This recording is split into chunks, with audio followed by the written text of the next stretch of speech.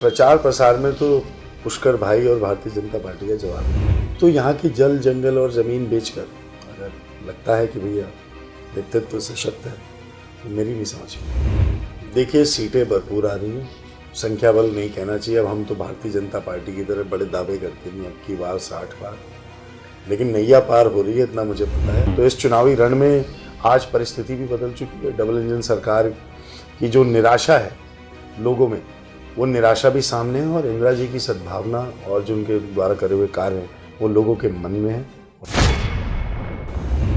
नमस्कार, मैं हूं doctor Vipin Chandra. News today network के कहिए नेताजी के इस स्पेशल एपिसोड में आपका स्वागत है। नमस्कार, कहिए नेताजी के इस स्पेशल एपिसोड में आप सभी लोगों का स्वागत है।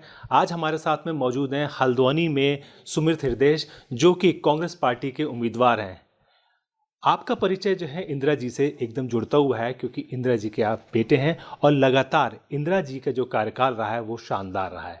हम उन्हीं से बातचीत करते हैं आज कि किस तरीके का उनका विज़न है उत्तराखंड को लेकर, हल्द्वानी को लेकर। बहुत बहुत स्वागत है आपका। धन्यवाद। सुमित जी, किस तरीके की जो है प्लानिंग आपने करी है हल्द्वानी को लेकर, और आप जो है इंदिरा जी के बाद पहली बार चुनावी मैदान में उतर रहे हैं?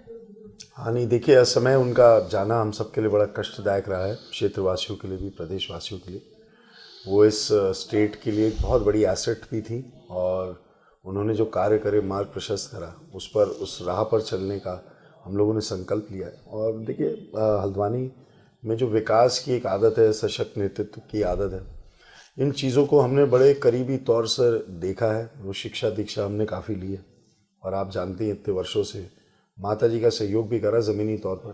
तो इसलिए ये जो सारी चीज़ें हैं वो सब संयुक्त तौर से मेरे को लगता है कि हम उस मार्ग पर आगे ले जाने का काम करेंगी, जिस पे जो राह इंदिरा जी ने दिखाई। तो इस चुनावी रण में आज परिस्थिति भी बदल चुकी है। डबल इंजन सरकार की जो निराशा है लोगों में, वो निराशा भी सामने है, और इंदिरा जी की सद्भावना और जो उनके द्वारा करे हुए कार्य हैं वो लोगों के मन में है। और साथ ही साथ इंदिरा विकास संकल्प यात्रा के माध्यम से, आप जानते हैं, पिछले 5-6 महीने से मैंने हल्द्वानी के बहुत क्षेत्रों में मैं भ्रमण करा है, लोगों से मैं जुड़ा।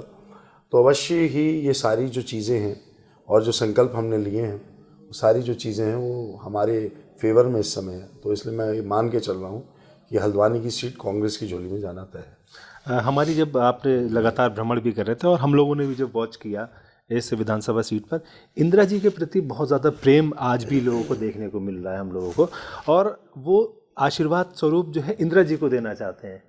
क्या कहेंगे कि किस तरीके से लेते हैं आप इस हम चीज़ों को? नहीं, बिल्कुल, देखिए, माता जी ने जो कार्य करे और दलगत राजनीति से ऊपर उठकर कार्य करे, क्षेत्रवाद नहीं करा। लोग कांग्रेस पे उंगली उठाते हैं वोट बैंक पॉलिटिक्स की, लेकिन उन्होंने कभी ये नहीं देखा कि वोट उनको कहाँ से कितने पड़े, और उसके हिसाब से काम करा। उन्होंने हर क्षेत्र में, हर वार्ड में, हर गली में, हर मोहल्ले में काम करा, और नियोजित विकास की एक जो प्रस्तुति थी वो सामने रखी। तो इसलिए वो सारे जो कार्य आज अवश्य जनता के मन को छुए। यहाँ सारी पार्टी के लोग उनके पास आते थे, वो सबकी अभिभावक, संरक्षक भी थी। इसके अलावा जो मंडी में आप जो है जब चेयरमैन रहे, तो किसानों के दर्द को आपने समझा और किसानों की जो बात है उसको आगे लेकर आए। क्या क्या उम्मीदें थी और आप जो है किसानों की बात को कह पाए जब आपका कार्यकाल था? नहीं, देखिए, मंडी में तो एक बहुत अच्छा हमारा कार्यकाल रहा 6 वर्ष का, और उसमें आप देखेंगे कि हमने मंडी की जो आय है वो बहुत आगे बढ़ाई, और 13-14 करोड़ के टर्नओवर पर हमने मंडी छोड़ी थी। आज विपरीत परिस्थिति हो गई है, 6-7 करोड़ पे आ गया है। और उस समय जो विकास कार्य हुए मंडी के अंदर, क्योंकि मंडी का ही पैसा इस्तेमाल होता है मंडी के अंदर, तो आप पता करिए कि सारी सड़कें, सारी दुकानें, टिन शेड, किसान विश्राम गृह और जो अन्य चीज़ें, सहूलियतें हमने बहुत सारी दी, कि जो कृषक और जो वहाँ आड़ती है उसका जो समन्वय है, और जो वहाँ पे एक मंडी की मूलभूत सुविधाएं, उनमें बेहद असर आया। आज की तारीख में लेकिन दुख होता है, वहाँ जाके सड़क में गड्ढे आ गए हैं, और जो अव्यवस्था फैली हुई है डबल इंजन सरकार के राज में, उसको देख के वाकई में मन व्यथित होता है। ये जो है इस बार जो है समाजवादी पार्टी हो या फिर दूसरे दल हो, बीजेपी हो, या फिर अगर हम बनबूलपुरा, राजपुरा क्षेत्र की बात करें, तो एक वोट बैंक उस तरीके का जो लोग कहते हैं, तो उसमें आप क्या कहेंगे कि जैसे मतीन सिद्दीकी आपके साथ में थे लास्ट टाइम, ठीक है, इसके अलावा और भी जो लोग हैं वो एक लगातार हम लोग देख रहे हैं कि वो लोग भी यहाँ पे चुनावी मैदान में कैसे डिफीट करेंगे, क्या तो देखिए, ये तो चुनौती है ही। अब लोकतंत्र है। अब पिछली बारी जो नहीं थे आज वो भी हैं, आप उनकी गिनती नहीं कर रहे। वो बड़े चेहरे ना हों, लेकिन कई ऐसे लोग जुड़े हुए हैं जो पिछली बारी आप सोच नहीं सकते थे इस बारी वो साथ हैं। तो ये तो देखिए राजनीति का एक सफ़र है, सियासी सफ़र है, और इसमें व्यक्तिगत तौर से कोई शिकायत नहीं किसी से, और सबसे संबंध अच्छे ही हैं। भगवान से प्रार्थना करता हूँ आगे भी रहें। लेकिन अवश्य ही जो लोग साथ थे और माता जी के जाने के बाद जिस तरीके से लोगों ने मेरा साथ दिया, 99% लोग वो जो इस घर से और मुझसे और कांग्रेस से जुड़े थे और माता जी से जुड़े थे, आज भी यही है। अब 1% लोग तो कहीं भी जा सकते। आपका जो है हरीश रावत जी से पहले डिफरेंसेस थे, ऐसा बोला जाता है, हम नहीं कहते, मतलब लोग कहते हैं। अब जो है माना जा रहा है कि टिकट में चाहे वो प्रीतम सिंह जी हों चाहे वो हरीश रावत जी हों, दोनों ने मिलके आपको टिकट दिया। कितना जो है लगता है आपको चेंजेस आएंगे अब? नहीं, देखिए कोई डिफरेंसेस नहीं है, वो तो हमारे नेता हैं। हम तो उनके बच्चे और पिता तुल्य भी हैं, और हम तो उनके बच्चे समान हैं। और मैं उनसे जब भी मिला माता जी के देहांत के उपरांत, उन्होंने मुझे हमेशा अच्छा ही एडवाइस दिया, और कुछ चीज़ों पे मैं अमल कर पाया। जिन चीज़ों पे मैं अमल नहीं कर पाया, आज मैं सोचता हूँ कि वो सही कह रहे थे कुछ चीज़ों के बारे में। और टिकट की घोषणा से पहले भी 1-2 दिन पहले भी उन्होंने मुझे फ़ोन करके कुछ ऐसी बातें बोली जो मैंने करी, जिसका मुझे आज की तारीख में फ़ायदा दिख रहा है। तो अवश्य ही देखिए, मैंने जैसा आपसे कहा, वो भी चाहते हैं कि कांग्रेस की एक मजबूत स्थिर सरकार बने। जिताऊ कैंडिडेट प्रत्याशी वो भी जान रहे थे। अब माता जी और उनके बीच में प्रतिस्पर्धा एक हद तक थी, लेकिन जब सरकार बनी हुई थी, लोग भूल जाते हैं वो समय। ये दोनों ने साथ मिलकर बहुत अच्छे अच्छे काम करे, और सरकार जब गिर गई थी उसके बाद जिस तरीके से बचाई गई, उसमें आदरणीय कुंजवाल जी हों, मेरी माता जी हों और हरीश रावत जी, इन तीनों का बेहद महत्वपूर्ण किरदार था। तो ऐसा नहीं है, जहाँ पे कांग्रेस की बात आती है सब एक हो जाते हैं, और बाकी प्रतिस्पर्धा चलती रहती है। लेकिन मेरे को खुशी है कि उन्होंने और प्रीतम सिंह जी ने और सारे प्रदेश अध्यक्ष जी ने और स्क्रीनिंग कमेटी ने, प्रभारी जी ने, सह प्रभारी ने, और विशेषतम सोनिया जी और राहुल जी ने मेरे को आशीर्वाद दिया। सुमित जी, आप जो है एक हल्द्वानी के विज़न जो है आपके लगातार आप देखते रहे होंगे कि कैसे डेवलपमेंट हो सकता है। क्या ऐसी मूलभूत आवश्यकताएं या कैसा जो है आप हल्द्वानी चाहते हैं, ये जनता जानना चाहती है? हल्द्वानी ऐसा चाहते हैं कि जिस प्रकार की हल्द्वानी वासियों को आदत है।